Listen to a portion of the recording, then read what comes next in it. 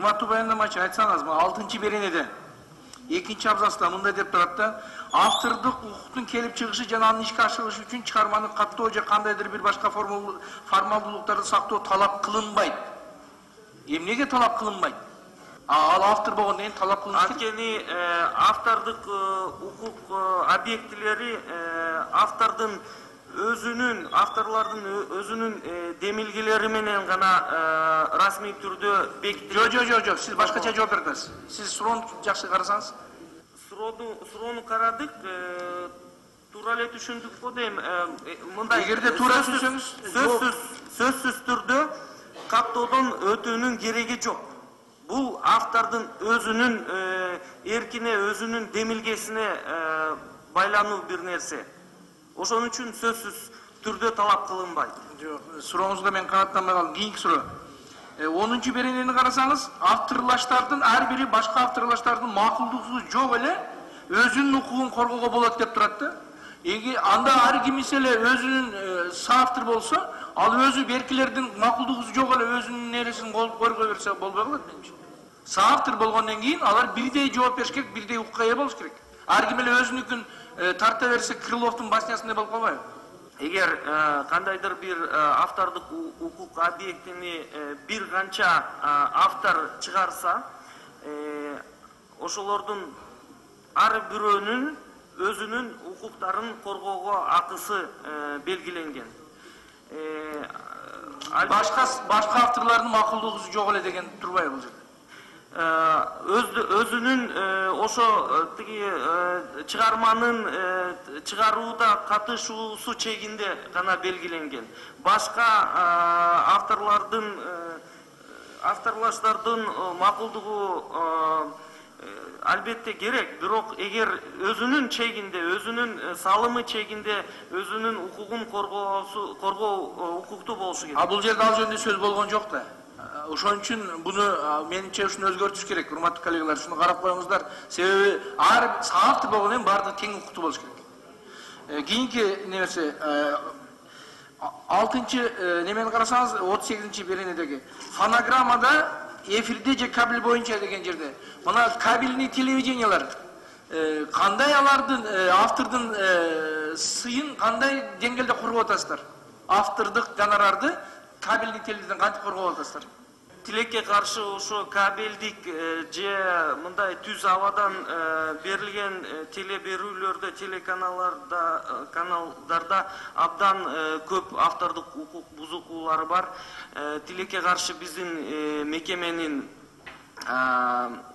күчү жетпейт бүгүнкү абалдарда.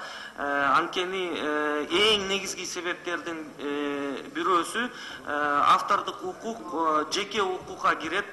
Авторлордун өздөрү келип арызданмайынча биз эч нерсе кыла албайт экенбиз. Эми ал ошо кабелдик же түз аба телеканалдарда көбүнчө мисалы үчүн батыш өлкөлөрдүн, башка чет өлкөлөрдүн авторлордун укугу бузулуп жатат. Алардын автордук объектилери көрсөтүлүп жатат.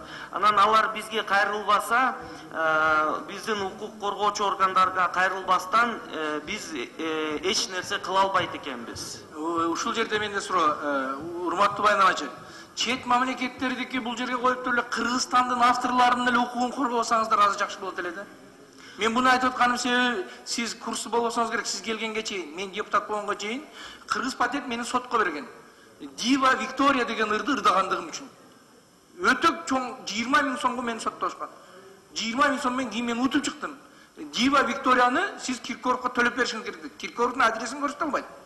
А Киркоровдун ыры эмес, бул юридическая песня деп мен доказать эткенмин. Биз бул жерден авторлук патент алганыбыз менен сиздер коргой албай калыптасыздар да. Мисалы үчүн мен Елеман деген ырымды, мен бу жерде коллегаларым билет. Өзбекстанда бирөө автормун деп ырдап чыкканда Кыргыз патент коргоп бере алган жок. Мен өзүм барып, силерде менин патентим бар. Елеман Ибрагим Жунусовдуку деген патентим бар. Бирок мен Өзбекстанга барып өзүм коргодум. Силерге кайрылсам, силер биринчи Дива Викториянын 20 000 сомун төлөгүлө, анан коргоп беребиз дейт. 20 000 кимге берет? Эч ким доказать эте албай койгон. Сот 6 айга созулган. А мен Өзбекстандан Ибрагимдин ыры экендигин доказать эткенге бир дагы нерсе киришкен эмес да. Анда кандай укук жөнүндө сөз болуп атат? Ибрагим Жунусович. Ошон үчүн мен Алишер Мамасалиевди жөн айттым. Манас да эле кутусундай. Мен ошонун кичинекей эле бир бөлүгүн айтып атам да. Анда биздин патент алыштын эмне кереги бар? Эгерде бизди коргоп бере албасаңыздар. Өзүңүз айткандай, балким кээ бир каталар биздин ведомство тарабынан мурун чын эле кеткен. Туура, сизге чейин болгон. Мен дагы бир айтайын. Мага чейин. Бирок азыр сөзсүз түрдө айта кетишим керек бир нерсе бар.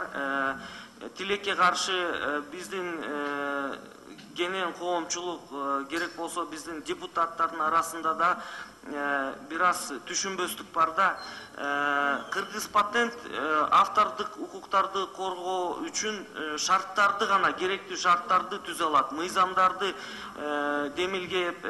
демилгелеп, ар кайсы семинарларды өткөрүп, анан эл агартуу системасында ар кайсы фаалиеттерди көрсөтүп, ошентип гана катыша алат. Бирок автордук укукту практикада коргоочу органдар, укук коргоочу органдар. Сиз Кыргыз патентке эмес, мисалы үчүн финансылык полиция, башка укук коргоочу органдарга кайрылышыңыздар керек. Кыргыз патент эч кимдин укуктарын коргой албайт, андай укугу жок. Урматтуу баяндамачы, өзүңүздүн алып келген законуңузга өзүңүз каршы пикир айтып атасыз. Бир, экинчиден, эгерде Кыргыз патент коргобой турган болсо, эмне үчүн мени 6 ай соттошту? Эмне үчүн?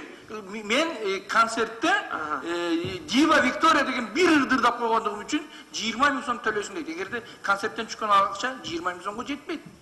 А сиз айттыңыз, булар андайга болбойт. А эмне үчүн анда сиздин иштеген патент сотко берип, сотто катышып 6 ай соттоштук. Мейли, мен өзүм жөнүндө айтпайын. А сиз азыр ал жөнүндө айтпайын десем, дагы бир жолу кайтылайын, өзүңүздүн алып келген азыркы эле закондоруңузга өзүңүз каршы пикир айтасыздар.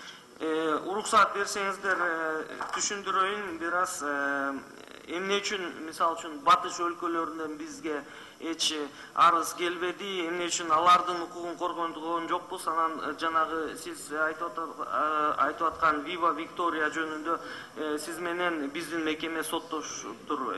Мага тилекке каршы бул окуя беймаалым. Мен билбейм чын эле. Бунун детальдарын билбейм. Башка өлкөлөрдө ушу автордук укук коргоо ведомствосы автордук нарк төлөө организацияларынан бөлүнгөн. Россияда РАО деген организация бар, Российское авторское общество.